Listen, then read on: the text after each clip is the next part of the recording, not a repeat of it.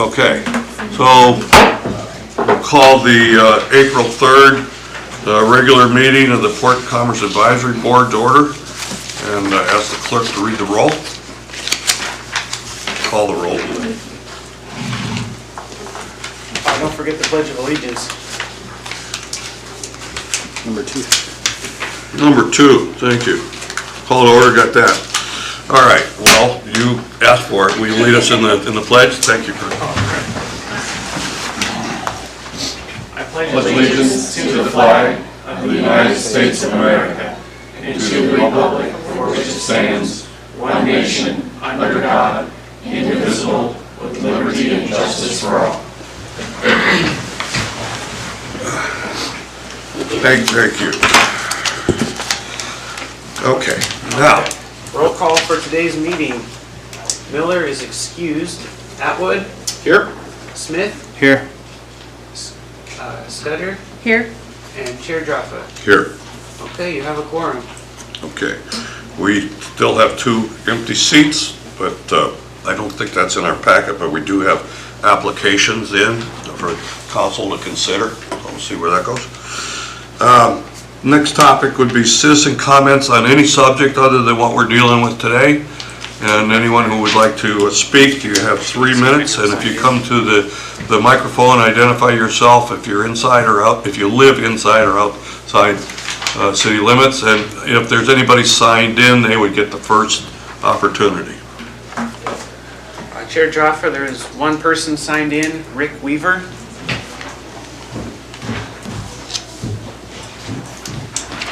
Hi, my name is Rick Weaver. I live outside the city limits, and I just want to make the comment about the replot of the lease agreement at the shipyard over at Jagielski. We've been working on the city lease to lease the area immediately west of our existing lease in an effort to expand the shipyard and increase our capabilities. We're currently at capacity or near at capacity for a majority of the year. We have more than doubled our cart haul-out carts, which came at a very high price, nearly probably $10,000 per cart.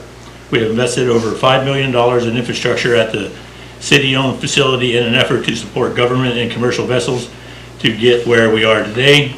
We have currently stalled out with the city over a drainage easement that they put a replat in at the 9th hour. Our red line to the original lease agreement clearly stated the drainage had to be rerouted along August Street and was submitted long before the replat occurred. We requested a meeting to discuss, to no avail. We would like to get some resolution on that. Thank you. Okay, thank you. Okay. Anybody else in the public? Okay. So we have the agenda, and we have a consent agenda. I think some minutes in here. If you had a chance to look these over, I would ask for a motion to approve the agenda and the consent agenda. I'll make a motion to approve the agenda and consent agenda as presented. Okay, is there a second? I'll second. Okay, is there any discussion, changes? The clerk would like to make a note that the presentation housing by JAG is actually going to be done by Rick Weaver rather than Tim. Okay, thank you.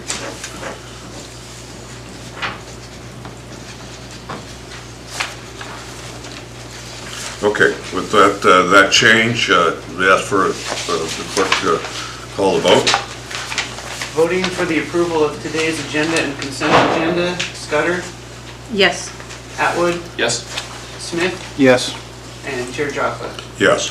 Okay, your agenda and consent agenda have been approved, and on the consent agenda was the March 6th, 2024 Pacab meeting minutes. Okay, thank you. So we have no proclamations. I don't think, Nancy, do you have a report?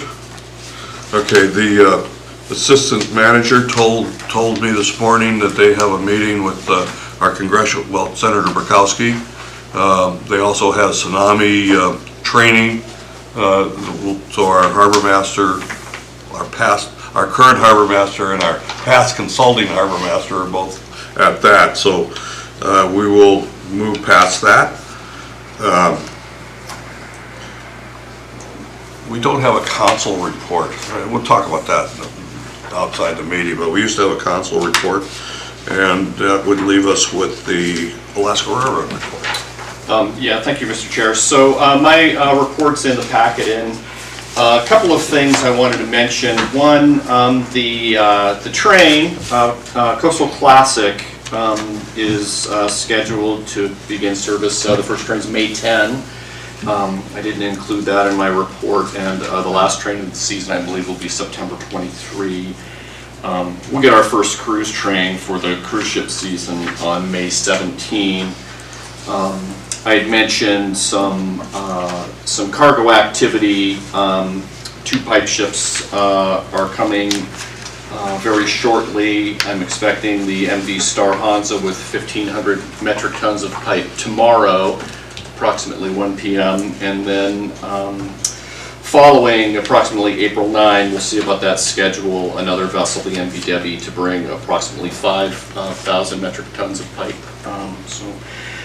That's just to mention that we're still quite busy with cargo as we're transitioning for the cruise ship season. And that's all I have. Thank you. Questions for Dwayne or Everett? I've talked to a number of people north of here that are seeing the pipe stockpiles grow. And of course, if anybody's been down on the dock and see the volume of pipe that's leaving here. I did have one question about the rock that's coming out of the harbor. I think you and I talked about that a little bit. Is that continuing? Is that going to be a long-term activity? So I'm not quite sure which rock you're referring to. It's now. heavy rock, riprap type rock. Yeah, and because we've got a couple of things happening. We've been moving ballast rock on our property, but then we've also been taking Japanese Creek aggregate for projects. But that's not the material you're referring to. It's a riprap is what I'm talking about. There are lots of rock trucks running north. Yeah. And I think it's great that Seward can provide that access. But there's a ton of projects that need rock, and I'm curious as to, in Moose Pass, for instance, there's Tutka has an excavation there, and they're hauling rock too. And I've been out on the west end where you had to import all the rock. So for Seward's Harbor to be the location, the central location for rock, it's kind of amazing to me. Anyway, all right. I'm going to back up just a second and make sure everybody is aware, and the public, that the city manager has determined that all the departments will provide a pretty well presented summary of activities. So even though the manager and harbor master are not represented here today, their reports and all the divisions of city governments are pretty well provided. And these documents are available through public, through the website.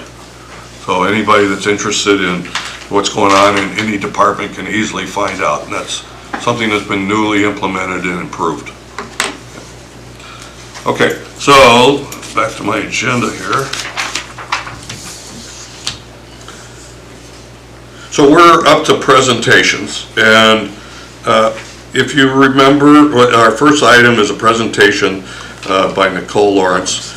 And if you remember a couple meetings ago, I was able to bring Nicole's presentation from 2022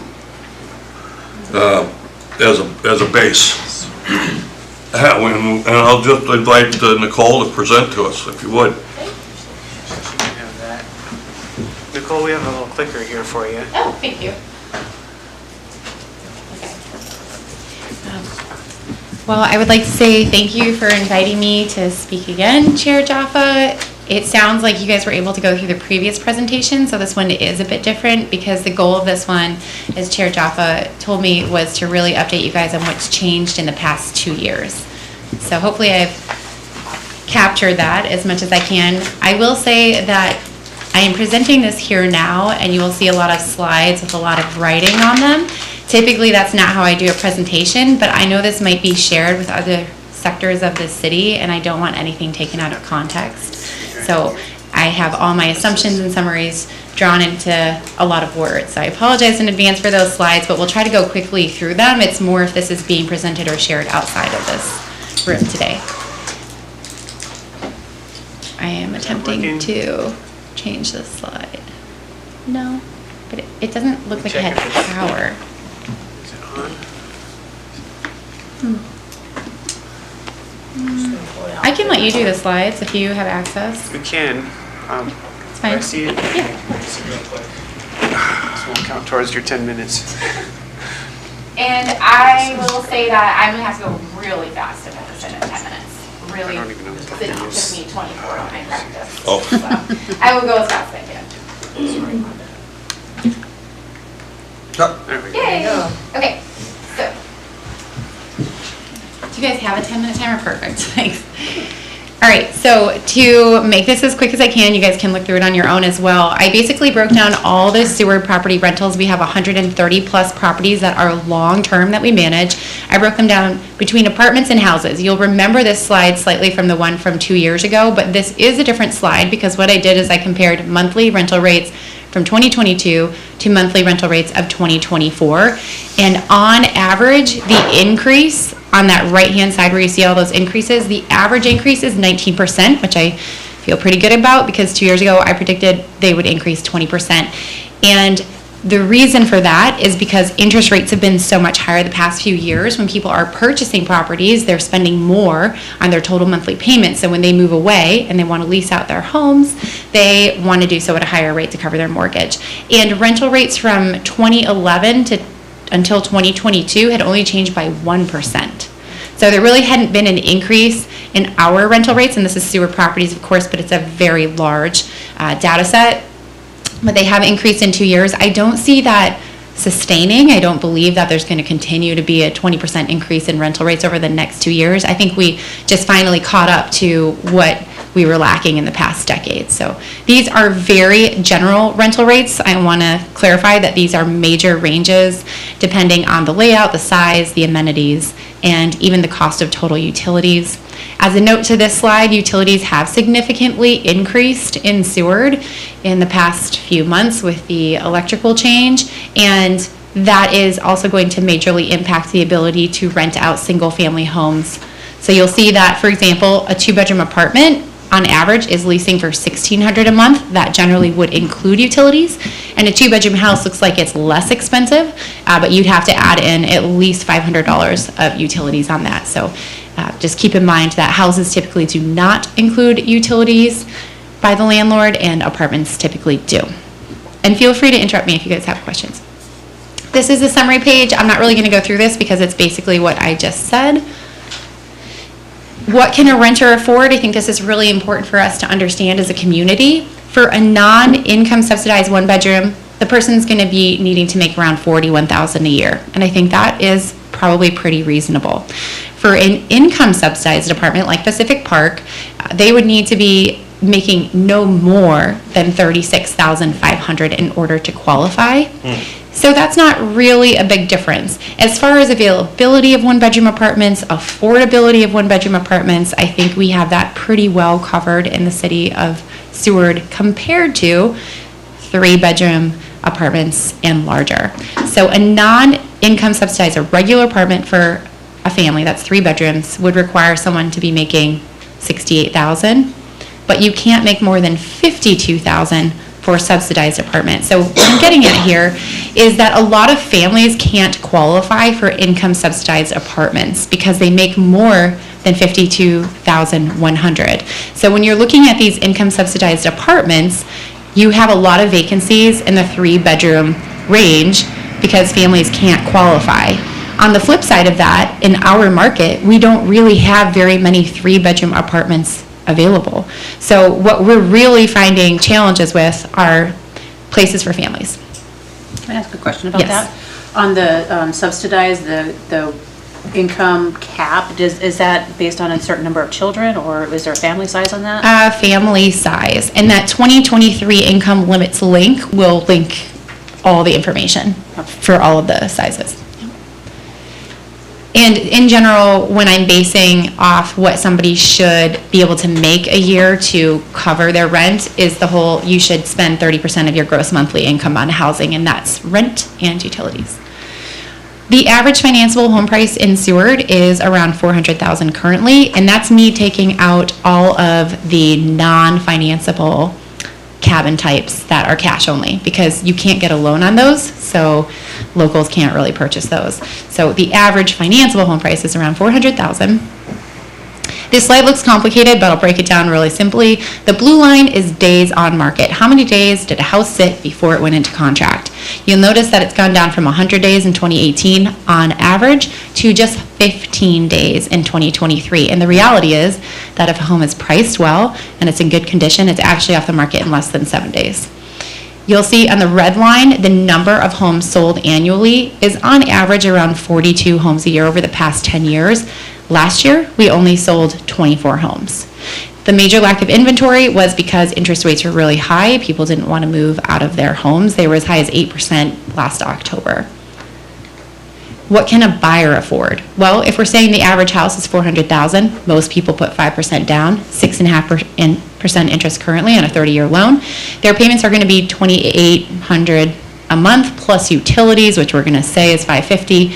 The housing cost for them is going to be $3,400 a month, so they would need to make $136,000 a year, which is much higher than what I presented 2 years ago, based on our average house costs 2 years ago, utilities 2 years ago, and interest rates 2 years ago, which was, I think you needed to make around $99,000. So that really has changed.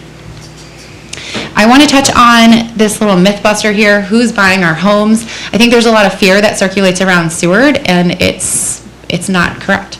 So 75% of the properties that have sold through our business in the past 4 years, and we represent the majority of buyers in Seward, 75% of those are owner occupied, and 41% of those were first-time home buyers.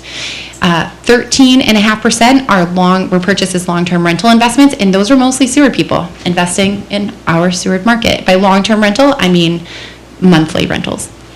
9% of the homes sold in the past 4 years through our data set were second homes, and a lot of those were Anchorage people or out-of-staters who were actually purchasing non-financeable cabins with cash. And a lot of those people will invest a significant amount of money in those properties and make them financeable, so next time they go on the market, Seward people actually can qualify to purchase them. So we're actually happy to see that. Only 2.5% of homes were vacation rental investment properties. So I think that's just something people don't understand in Seward, and it creates fear-mongering, so I want to touch on that. As far as this summary page here, I think the thing I really want to touch on is the third bullet point, that buying is actually becoming less affordable than renting in some cases.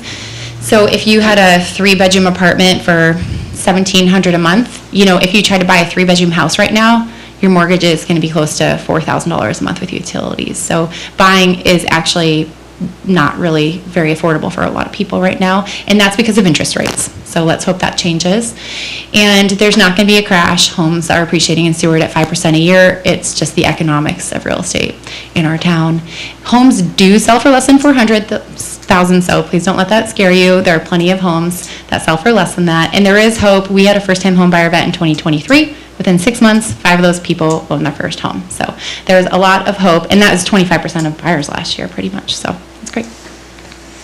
Market trends for land, I want to talk about this really quickly too. So basically you can say that a piece of land is worth $110,000-ish, depending on utilities, flood zone, elevation, and whatnot. And that means an acre of land outside of city limits, a .07 downtown lot inside city limits, or what I call midtown, which is like Olympia, that area, maybe like a quarter acre. So touching on land, 77 more parcels are opening up through the Seward Hilltop Properties subdivision, which will help out our housing needs. It's going to create less pressure on the existing inventory that we have, but Cole and Joe might say something else, but that's going to take at least 5 years to affect our local housing economy. Total cost to build. Why don't people build more? Lot is $110,000. Utilities on the good end are $25,000 to install. That's inside or outside city limits. And some of the lots that sold on Cottonwood in that Forest Acres area, I've actually seen quotes of $150,000 to install utilities through the city of Seward. Building costs, I called 5 different contractors, $250 to $300 a square foot right now. So to build a 1,200 square foot home on a lot with the best case scenario on utilities, that's $465,000. And Melissa would actually know a lot about this, but typically you're required to have 25% down if you're doing construction or 25% equity. And most people just don't have over $100,000 as first-time home buyers. So what is a real housing opportunity for people here in Seward? Not building. What has been done in the past 2 years, I sent this to Jason Bickling and Courtney Bringhurst, and just kind of double checking what has been done in the past 2 years since I presented.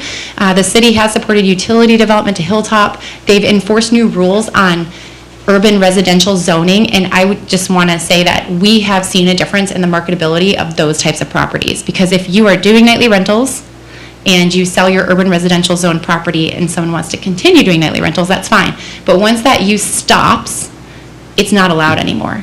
And urban residential zoning for nightly lodging permits accounted for about 25%, I think, of all nightly lodging permits.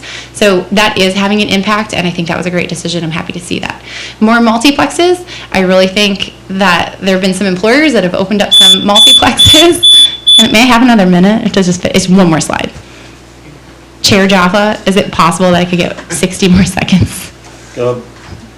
Okay, great. Without objection. Thank you, I'm speaking as fast as I can.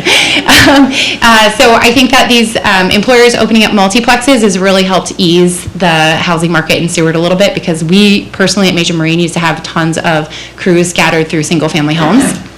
And these are the solutions that I feel like I probably won't go through bit by bit, but I do think there's a lot of things that the city can do. I think really importantly, number one, supporting expanding more utilities to areas where there are a lot of lots to develop, like the ones in Forest Acres. And number two, my personal opinion is more multiplexes, but before you do that, you're gonna need to change the zoning rules on R3 to not allow nightly rentals. And Courtney could probably attest more to that, but you don't wanna say something has to be R3 so that people can build a multiplex, but then allow it to do nightly lodging. That would not be beneficial. So I really think considering rezoning R3 to not allow nightlies, and then when land does open up in the city of Seward, zoning it R3 so that multiplexes can move in. And thank you so much for your time. Wow, thank you. Okay, if you would, we do have some time for questions and answers. Yes, you do. As long as Nicole has time. Yeah, I have plenty of time. Okay. I have 14 minutes. Anybody on the board want to start? One of the thoughts I had was multiplexes and apartments are mentioned. What happened to the condo model? As like the breakaway, that's probably not the right word for those, but why don't we see those anymore? I don't really know. I will say there's only one condo technically in Seward, and that's on Sweatman. And so there's 8 units there, and they've sold in the $250 range recently, which is actually really affordable for first-time home buyers, so that's great. I will say that particular condo association I'm very familiar with, and they have a very hard time getting a board together to direct the finances and everything else required. It actually requires a lot of owner input, and we don't get that. And also what happens with those types of places is that a lot of out-of-staters owned those condos to have a place very inexpensively, and then they weren't even around to be a part of their board and decision-making process. So I don't know that it's been super successful. Okay, but affordability-wise, though, I think townhomes would be a better option, because you own your townhome and people like fee simple, and you don't have to have a condo association. So opening up sites for townhouse development, which is really similar to condo development in a way, I think is probably more marketable. Okay. Well, let's start.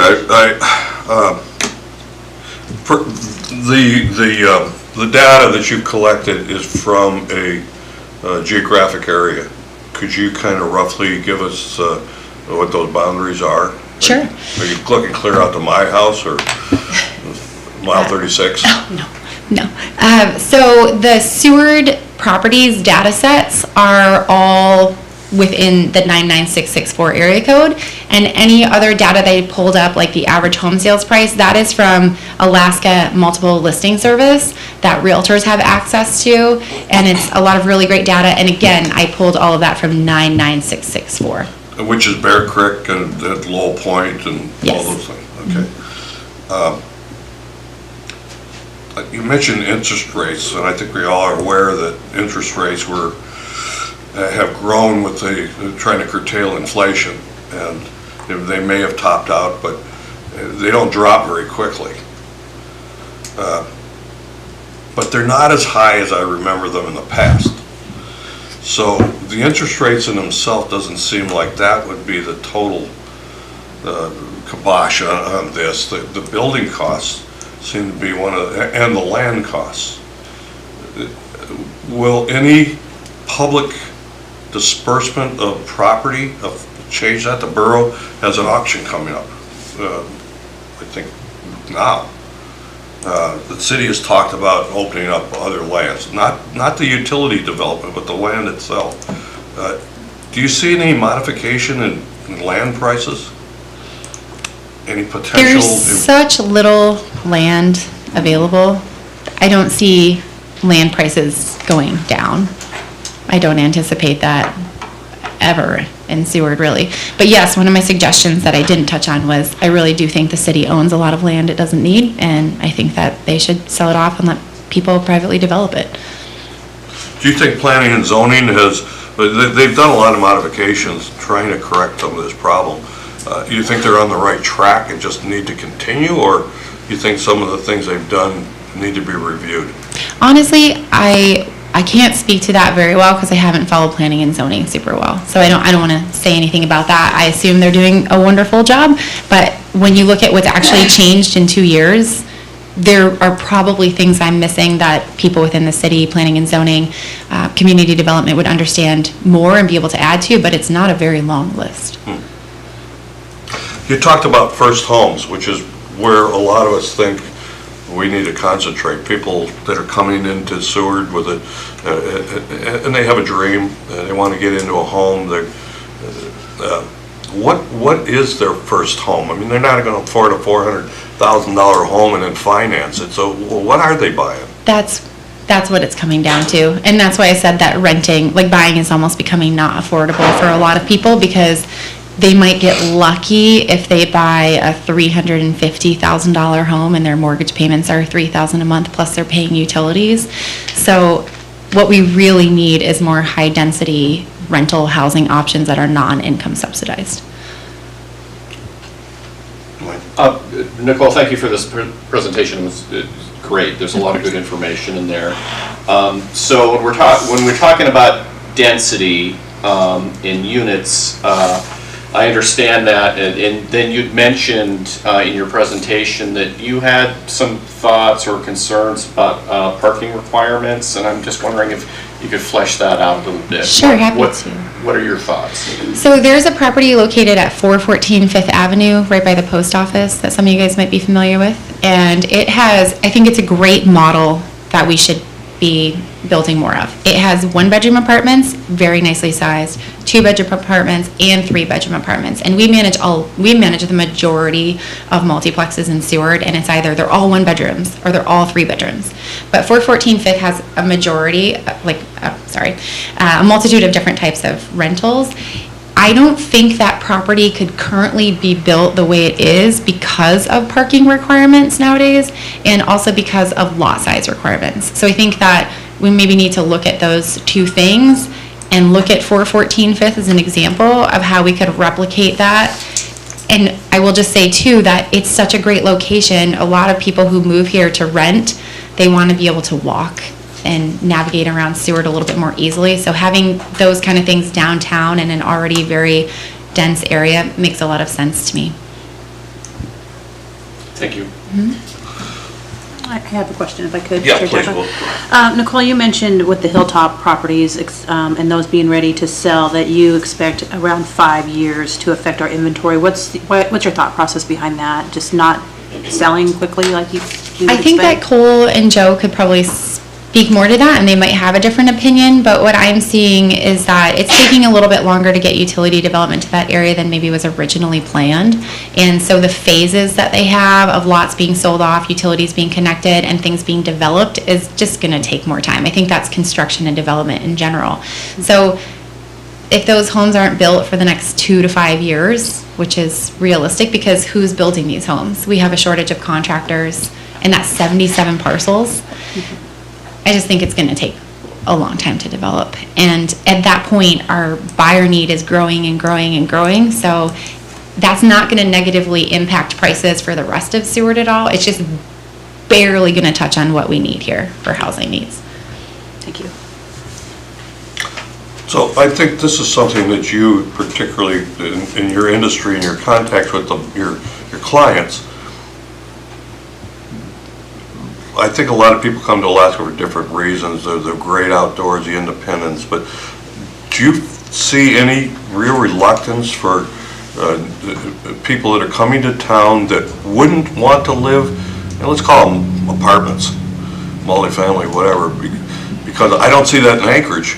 I see a ton of people living in apartments. I don't see the kind of apartments in Seward that are being built in Anchorage. And I don't know if it's a height restriction or, some of the zoning issue, but it starts with, is there a reluctance? Would people coming to Seward be happy living in apartments? I think a lot of renters, a lot of people who move to Seward do prefer to rent for the first year or two while they figure out whether they're going to stay in Seward, Alaska, because of the job, the weather, the cost of living, and all that. So people typically do prefer to rent before buying. And the people who move here and are ready to buy typically do have the finances to buy, so they can afford these $400,000 homes. That's a very large generalization, so it doesn't apply to everybody. Sure. But. Oh, boy. Well, That's tough.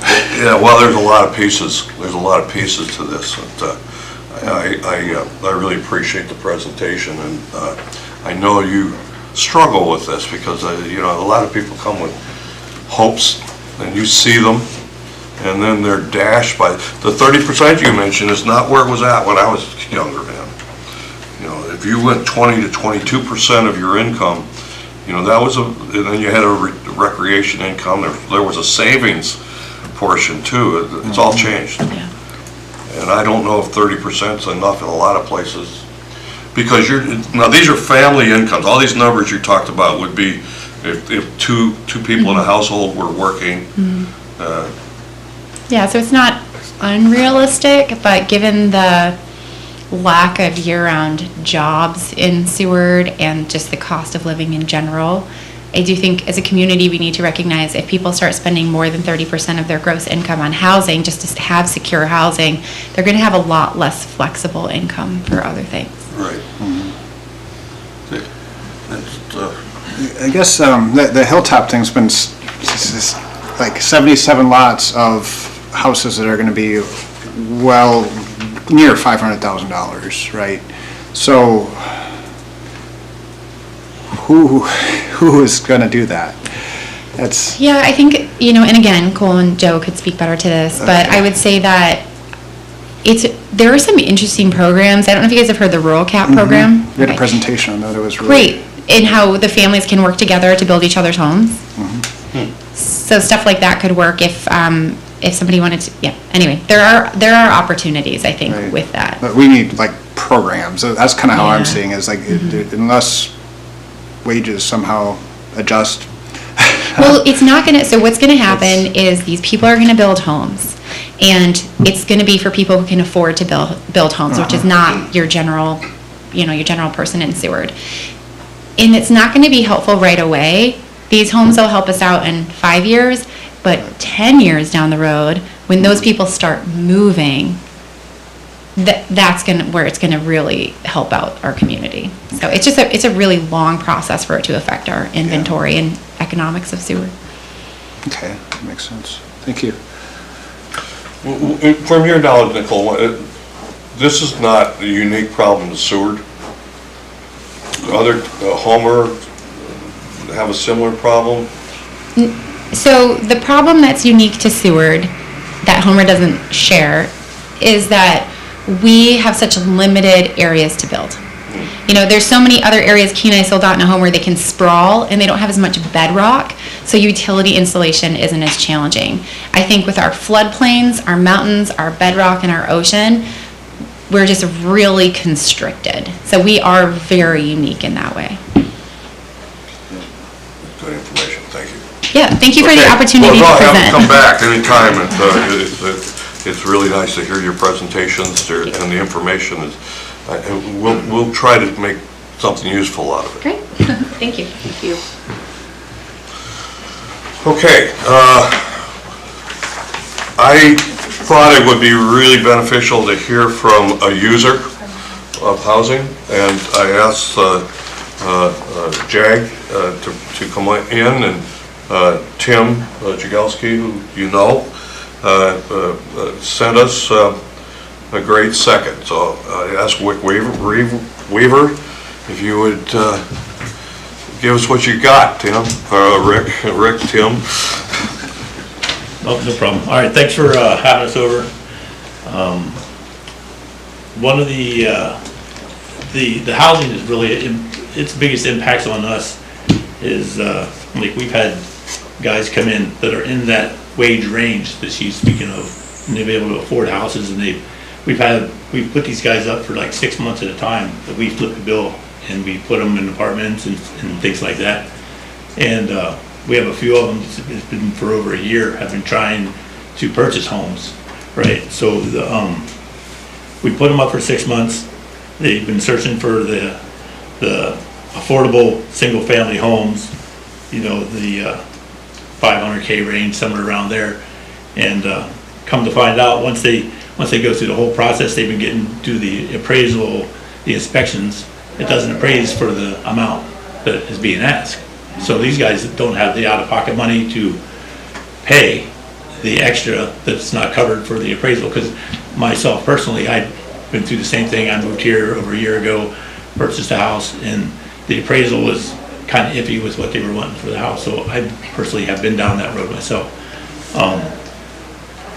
What we have done, invested in our own type of housing. We have 95 beds down by Stony Creek, some duplexes that we put these guys in, but that's not the model for single families to move and become residents. You know, that's just the single guys that are coming here as we influx and outflux of our labor forces. And we have 95 beds. And right now, currently, we have probably, we believe, 100 employees that could potentially just roll over into like affordable single-family homes and would be interested in purchasing homes and become permanent residents here. We just had a few of the folks leave because of the fact that they couldn't even, they've been here for over 6-8 months and they couldn't find affordable homes because, like was mentioned earlier, this bare minimum is $500,000, and not everybody just coming into the city can really just jump into something like that. Like was stated earlier, you know, people who have sold other homes and moved here, yes, they have the finances to be able to deal with that, but a lot of the folks don't. We did try to get involved in the long-term solution of property purchasing and try to do a developing situation, but as soon as the property owners find out who we are and who's involved, the price increases substantially as soon as they find out who's involved in the purchases. And that we're not looking to be developers, we're just trying to come up with a solution for everybody, and that has happened also.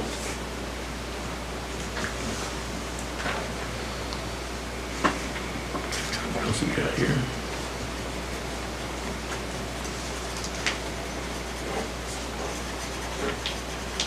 And what we're really considering is the definition of affordable single-family homes is like 2 bedrooms between 200 and 300,000.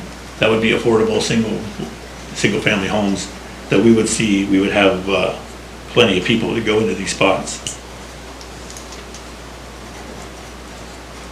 And so we've been here for 5 years. The needle hasn't moved either way as far as having more places for people to go move into, houses to purchase, and we don't see any real outcome in the future, but it's affected us as far as our labor force. We can't advertise high-end jobs and have the guys come here and then they can't find a place to stay or live without just us flipping a bill for 6 months plus for them to stay.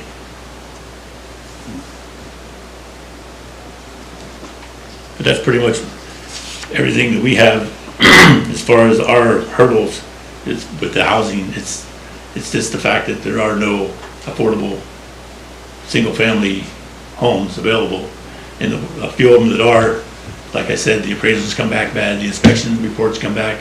We've had one gentleman had gone through the whole system, and then everything just gets turned upside down because the appraisal was bad, the inspection was bad, and anything below 500,000 is kind of iffy as far as the construction goes and the inspections. So we ran into quite a few of those. But that's the basics of our hurdles, really. Well, thank you, Rick. Do you have time for a few questions? Okay. I guess the question was, on my mind was, how many people, you answered that, but how many people are looking to stay, recognizing you do have a large transient workforce, but there is also a large contingent that would want to settle and stay in Seward. And those are year-round jobs? Yeah, right now, the shipyard has been steady full, right? It's booked out through the end of this year. We're gonna have 2-3 vessels in there nonstop. And we have probably 85 folks that could just move here and stay. We got the majority of the labor force that is kind of a temp deal. They've been here for 6-8 months. So they've been staying in our facilities down at Stony Creek, and they're ready to move out, bring their families up permanently and move in, but they just can't.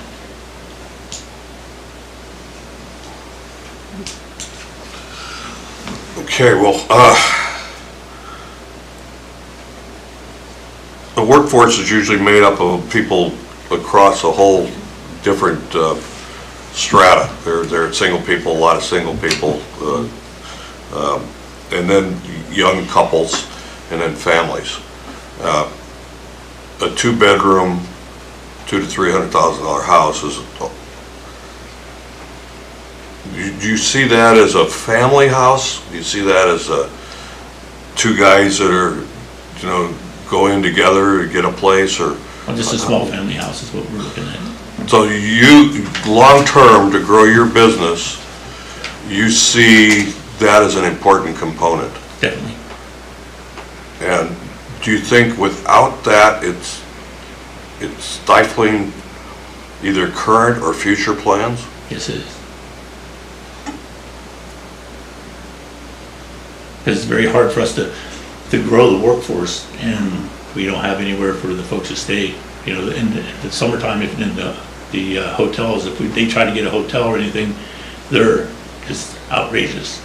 There's no way they can do that. So Rick, it's great that you're bringing this workforce to the community, and I'm just generally, where are you sourcing your folks from? Where the people who are coming? You'd mentioned that you have, I guess, 95 beds. Mm-hmm. Where do you get your labor? A lot of it is just all over the lower 48. Yeah. Yep. A lot of the Michigan area. Mm-hmm. Yeah, very good. Okay. Yeah. And then they come up here, they fall in love, they want to hang out, and then they really can't because there's nowhere for them to stay except for the temporary type of barracks set up. Yeah. Yeah.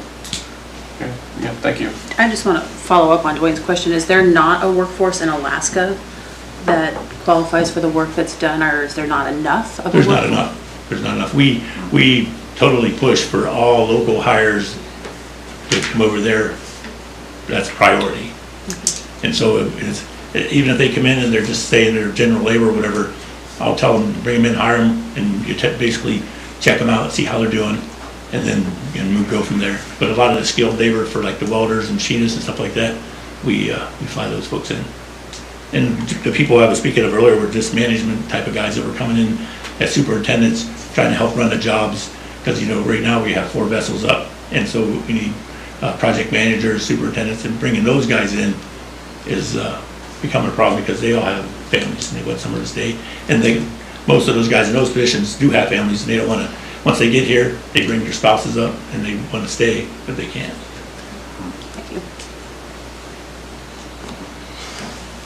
So I've recognized the situation because it's almost, this was my life. I came in from someplace else, and there were very small shipyards, but I remember Jim Pruitt back in the day where he started this, and there was a very, very small workforce available. It's gotten worse. And people coming to Alaska like I did, I came here with a dream and wanted to stay, but my wife and I lived in a dry cabin for 5 years. I don't know if that's something that your workforce is interested in doing anymore, but I'm very curious. There was someone that worked for JAG that lived out in Moose Pass, and I listened to Nicole a minute ago about the building problems here in Seward, but the kind of workforce you're talking about, these are adventuresome people. Why are they not looking as far as 36 miles down the road? It only takes a half an hour. Oh, there are people, we have actual local labor that drive all the way from the Y. Yeah, so they're looking all over. Well, I think that, I look at an East Peninsula economic area. That's how I view it. And I think that you are a perfect candidate for this sort of thing. I keep thinking over and over that one of the things that I see everywhere else is 3-story apartment buildings that house, the kind of workforce that you've got, 2 or 3 bedroom apartments, and past a single story they become more affordable. It's still at $200 to $300 a square foot to a point. But one borrowing package, one building package is cheaper than 2 or 3. But inside city limits, if I'm correct about this, there's a height limit. And I'm not sure whether these areas that we're talking about outside in Bear Creek or further have those height limits. So I don't know if that's an answer or not, but the people that I see coming from your store, and I recognize them because they got strikers, well, either you or the other shipyard in town, they got strikers on their Carhartt bibs, are buying stuff from the store, and that's a wonderful thing to see. And I think we want to be successful in the future. And this housing thing is the key to me. I mean, I don't know what else to say, Rick. I think you're trying to find solutions. I think the whole area needs to recognize this as a serious problem. I know the realtors do. I know the bank does. And I appreciate your coming in. If there's no other questions, I'll let you out of the hot seat. Ben? Oh, I'd love to dial in more on some of those details. The creative solutions from JAG have been really impressive. I've kind of watched that, and it's that's just what I want to say. It's really cool how you can come in and set up and then meet those challenges in a way that you can keep growing is really impressive. But that's also a lot of capacity that your business might have that others don't. And I think what makes Seward a place where people want to live and go, like we're undercutting the people that make that possible, and I think JAG does, it kind of serves as a model, I think, of different approaches that can be taken. So there's a lot to learn there. I really appreciate your time. Thank you. Yeah, come back. And other topics that are important to your business, this is a place where you can vet those as well. Okay. Thank you. Okay.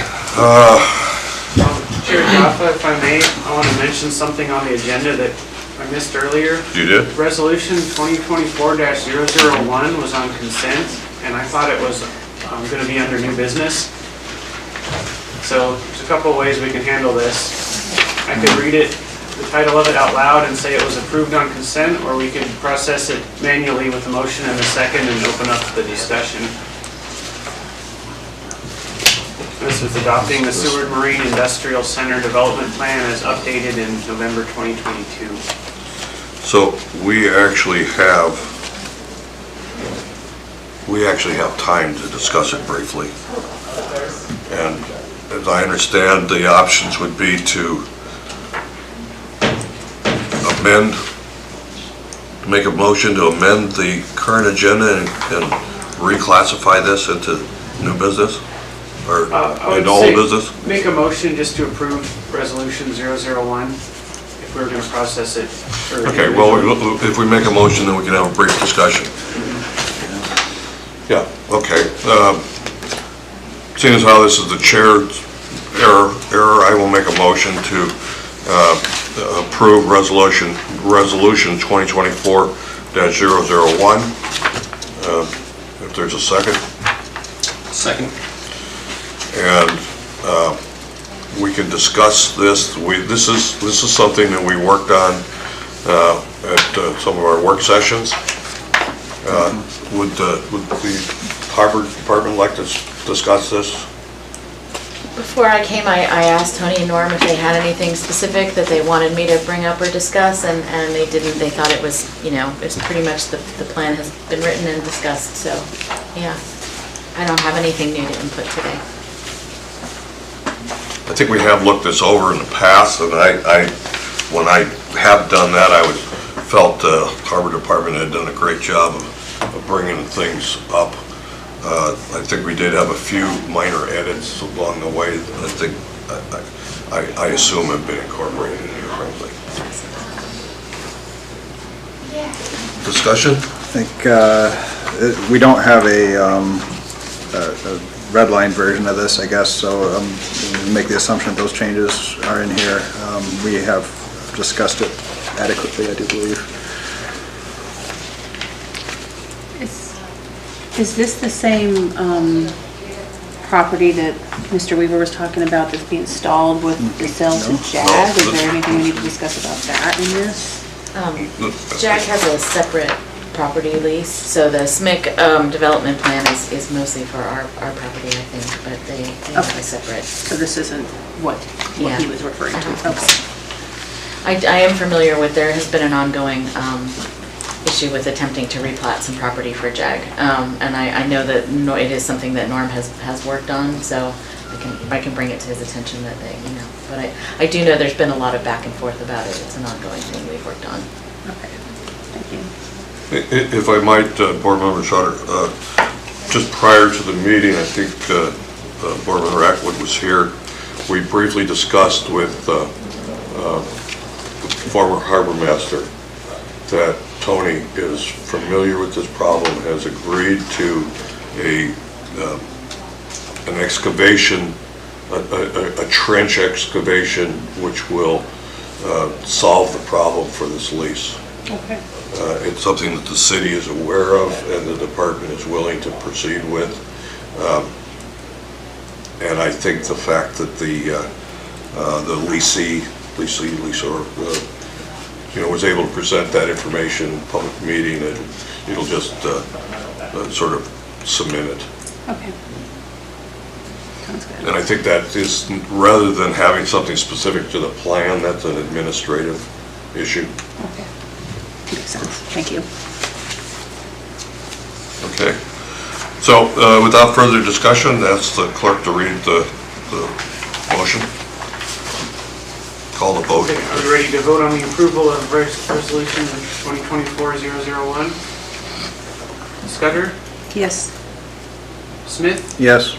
Atwood? Yes. And Chair Jaffa? Yes. Okay, that resolution has been approved. Okay, so that'll move forward to the city council with our endorsement, and I think that's exactly what we need to be doing with them.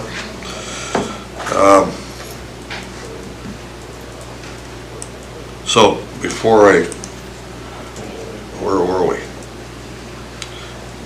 We've got the housing thing, we've got the information. Okay, so we have a work session coming up on April 17th. Oh, Chair Jaffa, sorry to Yes. interrupt you. Yes, but please. If that resolution just passed under new business 9A, then you would be on B to discuss the housing presentations if you had any more internal discussion. I misinterpreted that. Okay. So I'll open that up to the board. I don't think there's a simple, easy solution. We've been kind of bouncing around this, but keeping it in the public eye, and particularly with us in planning and zoning, trying to flesh out the problems and possible solutions and bringing them to the council, I think it's important. And frankly, what's our hiatus start? June, July, and August. So we have meetings up and through May, and I personally would like to continue to explore maybe some other user groups. We haven't heard from the builders. And I think that's a critical part here. There are some local builders here in town that could present us a picture there. Possibly the finance industry as well, but at some point, taking that information and putting it into a report would be important. And we can do that possibly at a work session, or we could have a committee. I'm committed up personally.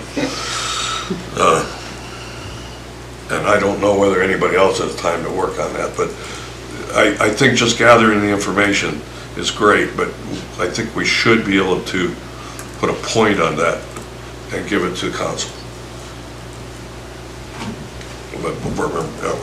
Yeah, and I just have a thought, and it seems to be related to a couple of things we've discussed today. We're talking about how to meet a need for housing, and we've talked about limited real estate, and talked about parking requirements, and you'd mentioned earlier, Mr. Chair, questions about building height, and I'm curious myself. I'm looking under zoning here in this plan that we just approved, and it notes supporting variance requests for height in. This seems to be coming up again and again, and I don't know if we need to perhaps get some input from the building official, or perhaps community development. And unfortunately, they've departed. But I'd be curious. I'm not saying that adding structural height's going to solve all of the problems here, but it's I think it's a conversation we're having. I think a lot of that comes down to the fire department, if I'm not mistaken, right? That's another thing on the long-term. Yeah, and expand the station. And I've heard that before, and then I've heard that in fact is not the case. Okay. So it would be good to get clarity. Yeah. So I would add that I think part of this is viewscape, and part of it is the tsunami zone that we're clearly in, and that's either fire or public safety. However, that portion can be engineered around the safety aspects. Viewscape, I don't think anybody's projecting 3-story buildings along the waterfront. That would be a planning and zoning thing. But what might be useful, and we have talked about this for 2 years, is a joint planning and zoning Pacab. Planning and zoning now has a full board. Hopefully in the near future we will too. But what would the board feel about if we can't, to have a special meeting, a joint meeting with Pacab, we're going to have to find a suitable time. They meet at night, 7 or 6. Their work sessions are at 6 p.m. The regular meetings are at 7.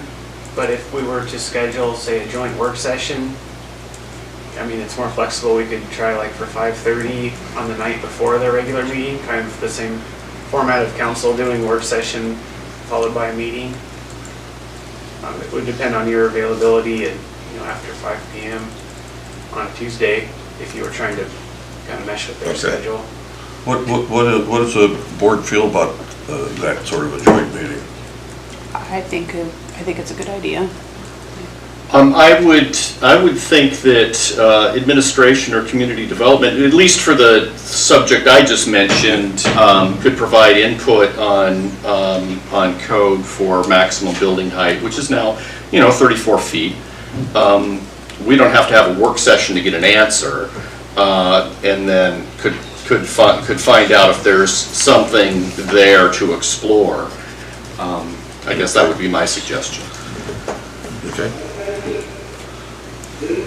Well, I think you're right, where we're at, but I think finding that specific answer can be done outside of a board meeting, but somehow or another, when I see problem solving with a variety of people doing their own things, they sometimes go past each other or they miss something that a joint communication can say, all of a sudden knock the scales from their eyes. See it. I don't know if that's the case, but we're both somewhat advisory boards to the council, different. But I'd like you guys to consider that. If we don't set that at this meeting, if we were to have a work session, we could not set something like that, could we? We'd have to call that work session a special meeting. Correct. I'll work with the city manager on that Okay. to put in an official request for a work session.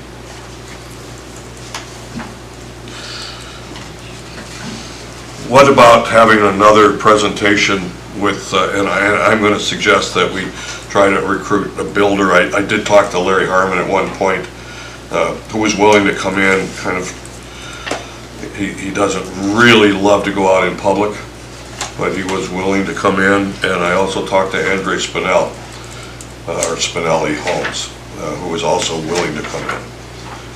That was 2 years ago. But I could probably rattle the same bush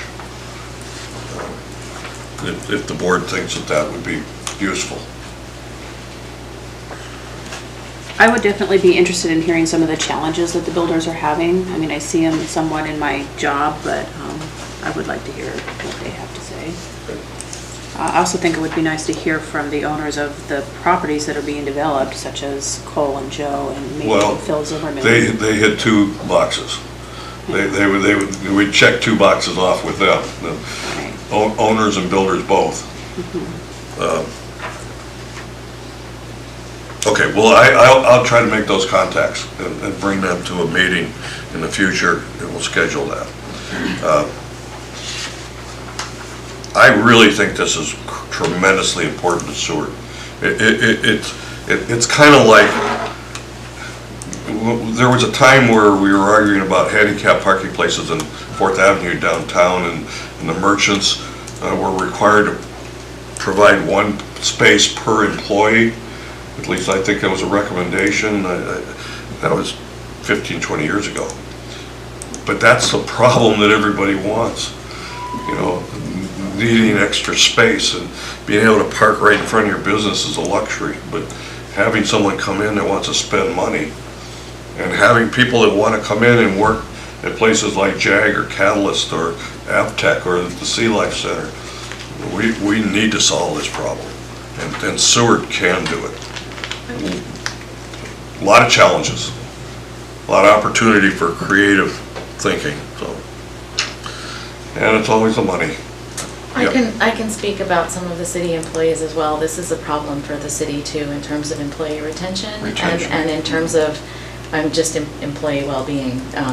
Since I help manage the folks down there, I can tell you that I had somebody who lost his apartment to a short-term rental, and he was going to move into a dry cabin with no electric.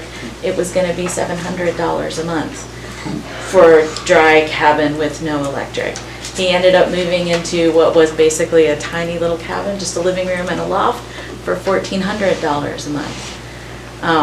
So for folks who are on entry-level salary, housing is, so for all of our employees, housing is really a problem. We do have somebody who's going to try to do the rural CAP program, where people are going to contribute to building their own homes. That's a 35-hour-a-week commitment while they are building, so somehow she's going to try to do that while she works a 40-hour-a-week job as well. My last employee, she had just only winter housing and she couldn't find long-term housing. She's moving into a travel trailer. She doesn't have a place to put it yet. So she bought the travel trailer, but now she has to find an electric hookup for it somewhere. So just in terms of the city managing its employees too, this is a critical problem. If we want people who are here to answer the phone for 911 and to staff the harbor and to staff the utility department, we need to have places where people can live, absolutely. I mean, I've seen a lot of troubleshooting over the last couple of years in terms of our staff trying to work out the housing problems, so, yeah. Yeah, that's something not to forget. I think we sort of looked at the private sector to a great degree, but it's our critical public services that also are need to be helped. And, you know, again, I lean towards a private solution, but the sector solution, but I'm not entirely sure that's going to be sufficient. I don't know how accurate this is, but I was told the other day that that rural CAP program is already completely full. So I don't know if that's... Well, that's good. At least there were people that were able to get in. No, I think it's a great opportunity for our employee, honestly. And so, yeah, and I think, you know, she and her family are going to make it work. But it is it's a big commitment too, to try to figure out how to work a full-time job and put in the hours to help build your own house. Is that a federal or state project program? I'm not sure. I believe it's USDA, I might be mistaken, but Federal. So we have our locally managed. a very sharp delegate here in town today. I don't know if she'll hear this or not, but I suspect she will. Particularly if she's meeting with Senator Jagielski, she's meeting with Jason and Kat. So they both have the background in this. I think pressure and notification of people who are involved, and we just have to keep it up. Okay, so that was a discussion of where we're at in the housing. We'll continue that for through April into May, and hopefully before we go on hiatus, we can get some sort of an outline together. And I can tell you that if we don't get it done by May, I will try to work through the clerk and see if we can come to a special session during the summer and push it forward. I don't think if we have the information, it should just languish. If we can complete something, we should. We're not asking for a heck of a lot of time. Okay. So our work session, April 17th, I think we can go ahead and, what's today's date? The 3rd. No, that may be a problem for me. I may be traveling.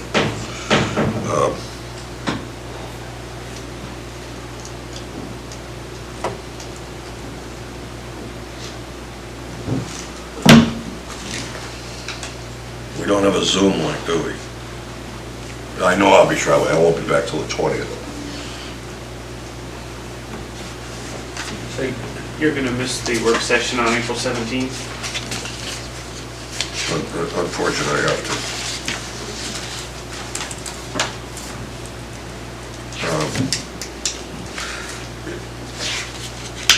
Hopefully we'll hear from Ms. Dunn here in a minute, but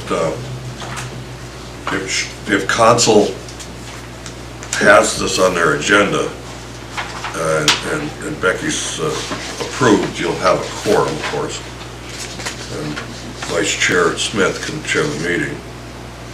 So there's no reason to cancel the meeting just because I'm not here. God forbid. And we have Tom Miller as well. I don't know if he will make it or not, but I would expect him to be able to attend that work session. Well, let's go ahead and and see if I can get somebody to come to you. If I'm not here, and if Larry Harmon or somebody can speak to you, you can grill them. Is there anything else for that particular work session you'd like to get on the table? When, do we know when the heat loop, ad hoc heat loop group is supposed to report? I thought that was on our calendar. It's the same meeting. Pardon me? It's on your calendar. 17th. Also the 17th? Oh, On there. here it says alternative energy, hydro, Oh, tidal, Jesus. solar, and the heat loop update for the 17th. Well, I hate to miss that meeting, but I asked Mary Tugas, who's the recorder for the ad hoc group, to be available to make a report to council, or to the board here, so I guess that work session is set. We have topics. So why is that the agenda item then? So it's a reminder. Oh, Jesus. Okay. All right, let's go past that. We have a regular meeting on May 1st, and that reminder is set the rest of the work session. So that's going to be an interesting one, and I think now we're more practiced in what we want to accomplish. So if the clerk could provide us a history of some of the meetings, some of the schedules beyond just this year, you can take a look at and see what some of the topics that we have included. And at that May 1st meeting, we essentially set our agenda for the following year. The things that we want to talk about somewhat in the order. The city will present those things that have to be dealt with. Some of these activities in the harbor and else have to come up for review with a certain amount of time, and that comes before us on a schedule. But the other things that we can talk about, and hopefully we can talk about the alternative energy beyond just the meeting that I'm going to miss. But I'm all about that. Okay? We've discussed those items. Okay, we're down to citizen comments, and I would ask our patient guests if they would like to comment. Of course I have a comment. Sure do. I think this is, well, I know I'm Who are you? Becky Dunn inside the city. And I think this discussion is, should have been happening like 6 years ago. So I'm glad to see it finally happening now. I think that a joint meeting between Pacab and Planning and Zoning is a good idea, why they both have full boards or will have full boards. I've been doing morning announcements and on KFVH 91.7, and I have been announcing the seats available on both boards and the requirements. And so there is only one seat left on Planning and Zoning, and Pacab, both me and John Howard have turned in applications for it. So I did send him a message, and he wasn't able to attend this meeting, and he's probably working because I haven't got an answer about the April 17th one, but I will be here for that one. As far as the 3-story buildings in town, I'm looking at one across the street, one right down there and one right there behind us, the hotel, and the hotel across from it. Then there is a low-income housing building right in the area. There are several 3-story buildings in town. I think there's laws against higher than that, or existing houses or something. Nicole or Planning and Zoning would be better to ask on that. But a problem I feel with 3-story housing is we have, our fire truck is out of commission. It's getting repaired finally, but we have no place to put that inside the city. We have no place to store that. So I think that would be a help for the city to tackle getting the ladder truck going for any more buildings. And back when we were doing COVID announcements, I love to check out charts and statistics. Seward, and they would give the age group that COVID was affecting and the age group for your per capita for the area. Seward has the lowest they have a really low rate of teenagers and youth, really low rate. But we also have the highest per capita by far of Alaska for low-income housing units. And I think how we're just tackling the B&B issues, a lot of other communities are, not just citywide, not just statewide, not just Alaska, the whole United States and on beyond.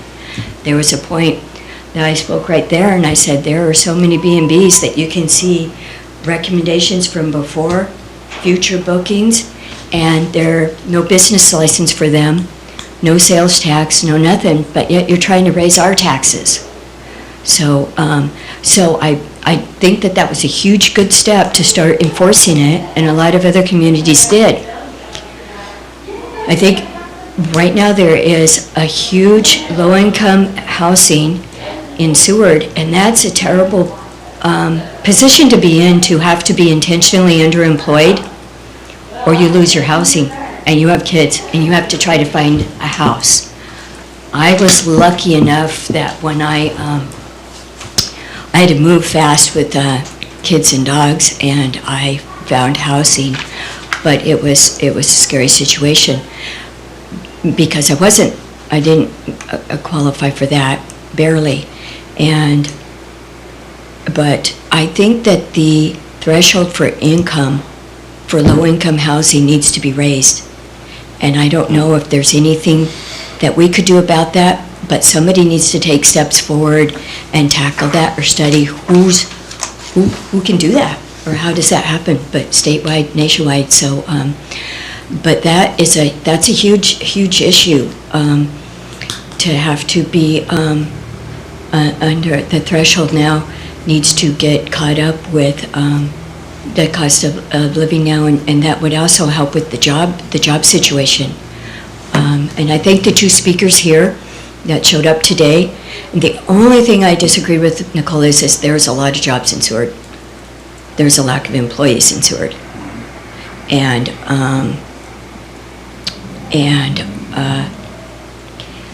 I wanted to thank them for showing and speaking up. My hat is off to the employers that provide housing. But again, a lot of that housing is just like bunkhouse situation or single. It's not set up for families. So Seward is a lack of a community. Moose Pass just aced it. They aced it. They provided for 406 families to get their dogs spayed and neutered. Seward couldn't provide that in Seward. There was no place to do it. We need to work on our community spirit. Anyway, I'll see you guys soon. Okay, thank you. Okay, John, or Rick? Well, you can't get my name straight. Tim? Tell me, Bill. I was going to thank you personally if you didn't know who to thank. Okay, I'm Rick Weaver. I just want to make a couple more comments about things that we're up to that may be of interest. Sockeye Point expansion. Right now, we're currently looking for support and seeking federal funding to initiate engineering and cost estimates to determine the viability of a 35,000-ton synchro lift, which is going to be 10 times the size of the synchro lift we currently have at the shipyard itself. The plan is that we'd be able to service pretty much every vessel the Navy Coast Guard owns, except for like the aircraft carriers and things like that, which right now is a huge backlog in the Coast Guard world as far as being able to service their 750 class cutters. The idea behind it is Seward is strategically located in a very attractive area. It's a deep water protected port, and it's the furthest north ice-free port. That's the whole background around that. And so right now we're currently working on that. And North Dock, we have done large projects over there at North Dock in the past. We utilize it with no issues. We have requests out to the port to requesting dock space. We have a super large project planned, and we were going to we offered supplying crane service on the dock and no one has gotten back to us yet on that, so we just wanted to let you know on that, on North Dock. That's what we got. Thank you. Thank you, Rick. Okay. Okay, so if there's no other public comments, we'll come to administration. Can I address? Yeah, absolutely. Are you waiting for a response from us on the North Dock? Yeah. From the harbor? Yes. Okay, so you're waiting for a response from Tony? Okay, I can mention that to him. I know we have, the North Dock has gotten a lot busier in the last 2 years. That's an area of business that Matt Chase was really working on developing. And we are still working on processes to make that run smoothly, the scheduling and all of it. The last time you guys were at the dock and we had a ship that was blocking, we had a local harbor user with the crane who was very upset that the Seward harbor crane at the North Dock was blocked. So we have to sort of juggle the issues between our various user groups, right, and negotiate that all out so everybody has access. Have our cranes sit there on the pier. Yeah, so I know that, there are some issues to work out, but I can certainly bring that to Tony's attention. With the harbor master transition and the deputy harbor master transition too, obviously we've got a lot going on. But we have lots of new faces. It's pretty exciting, and some people who are moving up into new roles. I think it's going to be great. I've got somebody new who started in the office this week. I think he's going to be great. So, yeah, I mean, it's going to be a little bit challenging, I think, during the transition. There's lots to do, but I think it's an exciting time, and I think we're going to work it all out. So, yeah, and we're very excited to welcome all the new people. We really do have a good crew. So. Well, thank you. Appreciate that. And ask Board Member Sutter, comment? Yeah, well, great presentations by both Nicole and Rick today. I appreciate the information on the struggles that your organization is seeing with housing and hearing what it is that you guys are doing in Seward and in the community. A lot of economic development coming into Seward because of the work that JAG is doing, and I can say I personally appreciate that. I think Nicole made some great comments in her presentation. I was admittedly shocked to see her number on how much a person needs to earn to afford a house in Seward. I'm not surprised by it, as far as, I agree with it, but it's just shocking to see in writing that there's not many people that make that kind of money. I found her comments about changing the zoning, the R3 zoning, to not allow nightly, interesting. I'd like to maybe learn a little bit more about that and what that means as far as, doing the multi-family complex but not allow the nightlies. Yeah, so that's about all I have. Just some really great presentations at some very important topics. Thank you. Atwood. Thank you. Great meeting today, great presentations, liked it a lot. Just to follow up on your R3 comment, there's also another tool that can be used, and it's an allowed uses table. So the two mesh together, zoning and allowed uses, so that's something else to think about when you're trying to address activities. Another thing I wanted to mention is, wow, we are on the cusp of a lot of development.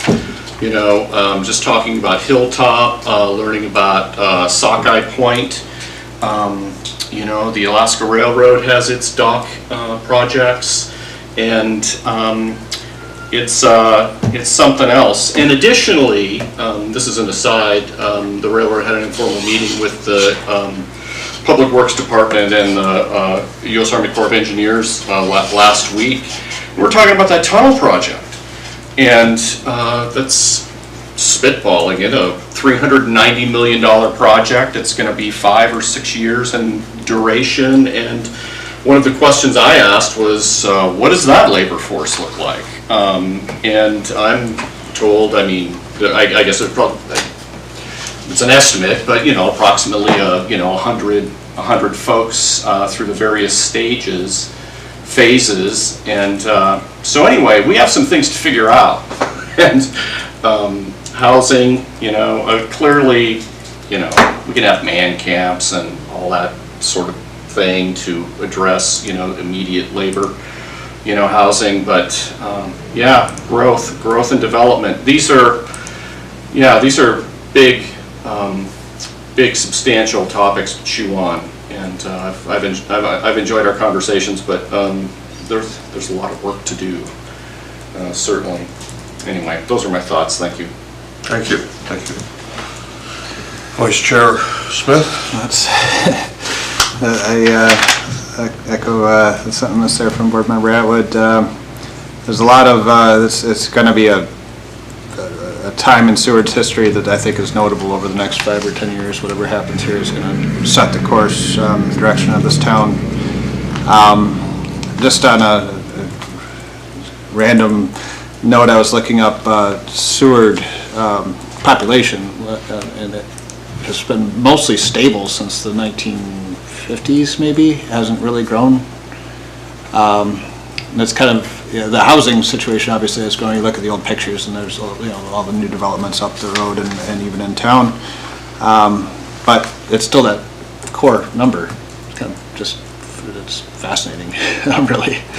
So, yeah, I take some time to look at how Seward has the different shape of housing and the different workforces over those times. That could be an interesting discussion too. The numbers on cost of housing, just $400,000+ at the current interest rates, and with Nicole's information about it being more affordable to rent than own in this town, I think that's a very realistic expectation, is that unless you have one of the few jobs or are independently wealthy moving to Seward, you are going to be renting for the foreseeable future until interest rates adjust, which could be a long time. So unless something else changes, it's I enjoy having those discussions here. It doesn't give me any warm fuzzies, but thank you. And well, I think you guys have all hit on a lot of these things I would mention. I mean, we've got the U.S. Corps of Engineers coming in, Coast Guard coming in, the hospital project that's ongoing, the Alaska Railroad project, and I think we looked at this at one point and we saw $600 million or more in projects, and as Board Member Atwood alluded to, construction camps for these kinds of projects are normal. There is, again, a siting problem of finding a suitable place for those types of things, but creating man camps, I've lived in them all over the state of Alaska. As a matter of fact, our friend Blaine Bardison was building structures for that exact purpose. We bought one, sent it out to Clayton, and put our camp in, our crew in it. So there are solutions to some of these problems. The bottleneck is something that everybody wants to avoid. I remember taking a course at Lincoln Electric. They said it was called incentive management. It was something that Jim Lincoln, the founder, pushed, and it was moving everything forward comes to a bottleneck. Your key in management is to project or predict that bottleneck and avoid it. If all of us in the room try to get through that door at one time, it's not going to work. So we try to create a flow, and that's what proper boards and administration and management do. So I think we have an opportunity to help. I would report that this week the Heat Loop group did have a trainer at AvTech. The ad hoc group, which is an ad hoc committee of Pacab, had a train the trainer session at AvTech. There were 2 city employees from the Public Works Department that were trained, as well as a number of local volunteers. The opportunity was provided to a couple of the local HVAC techs and other people. That was a successful opportunity.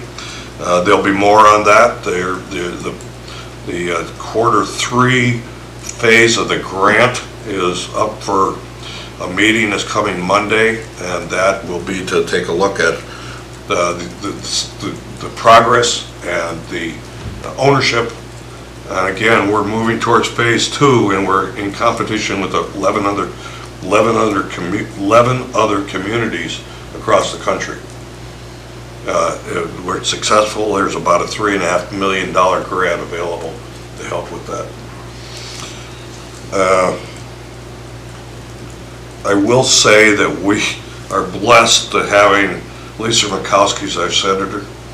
She has helped make these problems that we are anticipating, and she called these 2 years ago at a meeting I attended transformational, and the money that's coming through the federal government that's helping buy our fast frigates, that's not what they're called, icebreakers for Juneau, etc.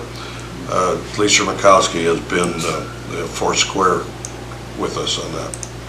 And that she's here today is not accidental, here in Seward. So, other than that, I don't have anything else. Thank you all for coming. I agree that we can provide useful, something of use to the city. And we're looking forward to having a full board, and thank you, Rick, for coming in. And if nothing else, we'll ask for a motion to adjourn. I move to adjourn. Is there a second? Second. Okay. All in favor? They do that? All right. Okay. Good. So we're adjourned. 1:30. Thank you. Yep.